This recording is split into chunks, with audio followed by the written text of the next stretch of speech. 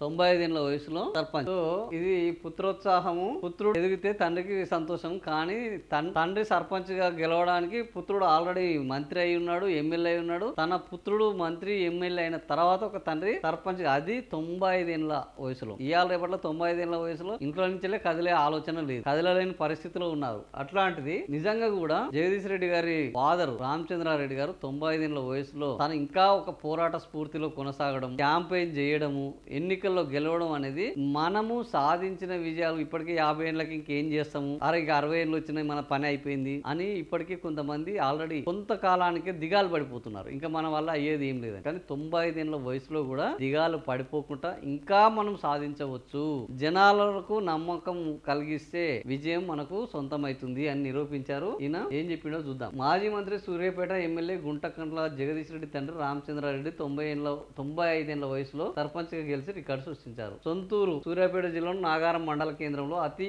ఎక్కువ వయసున్న వ్యక్తిగా రామచంద్రారెడ్డి బరిలో ఉన్నారు. సో ఆయన గెలవడం రాజకీయ చరిత్రలోనే ఒక సంచలనంగా నిలిచిపోయింది. ఆయన ఎట్టి పరిస్థితుల్లో గెలవకుండా నిలువరించాలని సర్వశక్తులు ఒడ్డిన కాంగ్రెస్ కు పరాభవమే దక్కింది. కాంగ్రెస్ పార్టీ జగదీష్ రెడ్డి తండ్రి పోటీ చేస్తున్న నాగారం సర్పంచ్ ఎన్నికలను ఛాలెంజ్ గా తీసుకున్నారు. ఉమ్మడి నల్గొండ జిల్లాకు చెందిన ఇద్దరు మంత్రులు, ఒక ఎంపీ, ఎమ్మెల్యేలు పూర్తి స్థాయిలో దృష్టి పెట్టారట. సో జగదీష్ రెడ్డి తండ్రిని ఓడించేందుకు గ్రామంలో దాదాపు 3 కోట్లకు పైన ఖర్చు చేశారు. ఇంత జరుగుతున్న జగదీష్ రెడ్డి మాత్రం కూల్ గా ఉంటూ గ్రామానికి తన తండ్రి 8 దశాబ్దాలుగా చేసిన సేవలు, చేపట్టిన పనులకు తోడు బీఆర్ఎస్ హయాంలో చేసిన అభివృద్ధి తమ కుటుంబంపై సానుభూతి ఉందని నమ్మారు. గత అసెంబ్లీ ఎన్నికల్లో ఉమ్మడి జిల్లాలో బీఆర్ఎస్ కు ఎదురుగాలి వీచిన మూడోసారి ఎమ్మెల్యేగా గెలిచి హ్యాట్రిక్ సృష్టించిన జగదీష్ రెడ్డి ఎన్నికల కోసం గ్రామానికి వెళ్లకుండా కేవలం వ్యూహం రూపొందించి అమలు చేయడంతో పాటు ఓ సర్పంచ్ అభ్యర్థి ఖర్చు చేయాల్సిన పరిమితిని కూడా దాటకుండా తండ్రిని గెలిపించుకొని సత్తా చాటారు. ఇది అస్సలు విజయం అంటే ఇది. అవతల వాళ్ళు దాదాపుగా 3 కోట్లు ఖర్చు పెట్టి మంత్రులు, ఎమ్మెల్యేలు, అధికార యంత్రాంగం అంతా ఏకమైన